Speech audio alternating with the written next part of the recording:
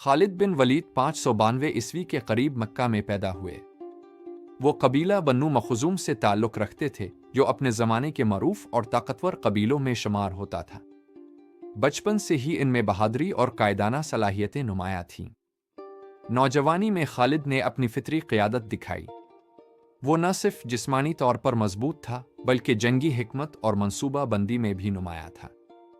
अपने कबीले में इसकी शोहरत बढ़ती गई और लोग इसे अक्ल और बहादुरी दोनों का मालिक समझने लगे। इस दौर में अरब कबाइल के दरमियान इख्तिलाफात और तनाज़ात आम थे।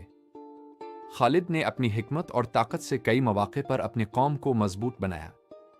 वो अपने फैसलों में मुस्तकिल मिजाज और वाज़ेह था, और इसी वजह से लोग इसकी बात सुनने लगे। जब इस्लाम का पैगाम मक्का में पहुंचा, खालिद ने इसकी हकीकत को समझा और ईमान कबूल किया। ये फैसला उनकी ज़िंदगी का अहम तरीन मोड़ था। इसके बाद उनकी शख्सियत में एक नई रोशनी और मकसद पैदा हुआ। खालिद बिन वलीद ने इस्लाम की हिफाजत और उसकी तरक्की में अहम किरदार अदा किया। वो अपनी फ़ौजी हिकमत अमली और तेज़ फैसलों की वजह से मशहूर हुए। उनकी क़यादत में बहुत सी कामयाबियां हासिल हुईं, क्योंकि वो हालात को जल्द समझ लेता और सही वक्त पर फैसला कर लेता था। उनकी क़यादत में लोगों में अमन और एतमाद बढ़ा। लोग उन्हें इज्जत और एहतराम से देखते थे, क्योंकि वो सिर्फ जंगी रहनुमा नहीं था, बल्कि एक मुनज़्ज़म और मुनसिफ कायद भी था। बाद में खालिद बिन वलीद ने दुनिया की शोहरत और ताकत को छोड़ दिया और अपनी ज़िंदगी को सादगी और इखलास से गुजारा।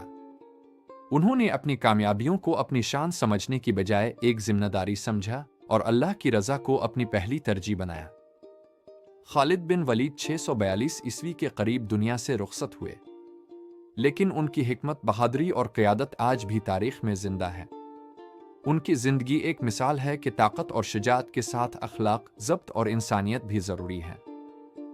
एक ऐसा नाम जो तारीख़ के सफ़हात पर हमेशा रोशन रहेगा। खालिद बिन वलीद, अल्लाह की तलवार।